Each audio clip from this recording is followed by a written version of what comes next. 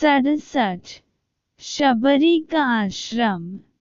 शबरी का आश्रम। तदंतर दोनों भाई कबंध के बताए अनुसार सुग्रीव से मिलने के उद्देश्य से पंप नामक पुष्करिणी के पश्चिम तट पर पहुँचे। उन्होंने बहन शबरी के रमणीय आश्रम को देखा। शबरी सिद्ध तपस्विनी थी।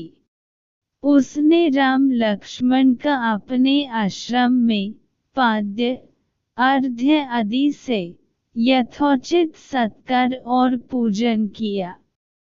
रामचंद्र ने शबरी से पूछा, हे तपस्विनी, तुम्हारी तपस्या में किसी प्रकार की कोई विघ्न बाधा तो नहीं पड़ती?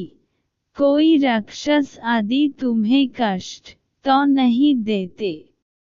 राम के स्नेहयुक्त शब्द सुनकर वृद्ध शबरी हाथ जोड़कर बोली, हे प्रभु, मेरे इस आश्रम में आपके पधारने से मेरी संपूर्ण तपस्या सफल हो गई। मेरे गुरुदेव तो उसी दिन वैकुंठवासी हो गए थे जिस दिन आप चित्रकूट में पधारे थे। अपने अंतिम समय में उन्होंने ही आपके विषय में मुझे बताया था।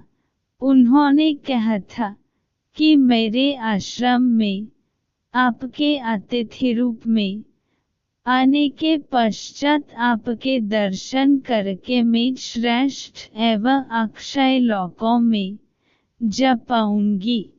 हे पुरुष सिंह, मैंने आपके लिए पंप तट पर उत्पन्न होने वाले नाना प्रकार के मीठे और स्वादिष्ट फलों का संचय किया है। कृपया इन्हें ग्रहण करके मुझे कृतार्थ करें। राम के द्वारा शबरी से उनके गुरुजनों के विषय में पूछने पर शबरी ने बताया, हे राम, यह सामने जो सघन वन दिखाई देता है वह मतंग वन है। मेरे गुरुजनों ने एक बार यह विशाल यज्ञ किया था। यद्यपि इस यज्ञ को हुए अनेक वर्ष हो गए हैं, तथापि अभी तक उस यज्ञ के सुगंधित धुएं से संपूर्ण वातावरण सुगंधित हो रहा है। यज्ञ के पात्र अभी भी यथास्थान रखे हुए हैं।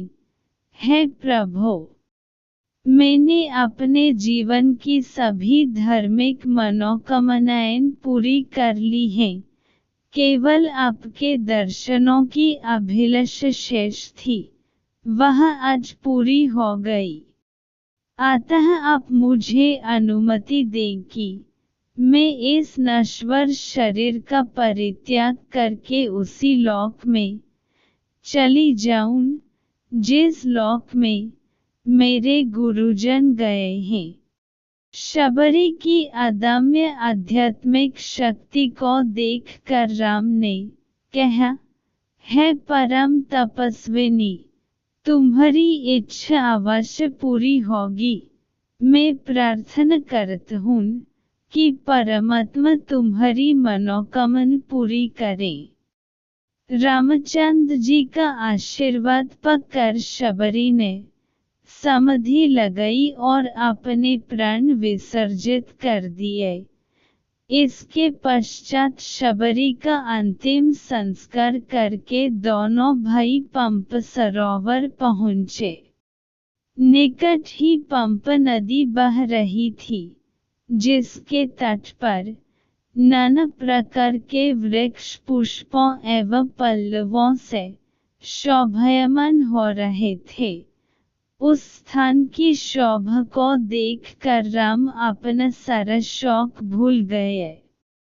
वे सुग्रीव से मिलने की इच्छा से पंप के किनारे किनारे पुरी की ओर चलने लगे। अरण्यकांड समाप्त।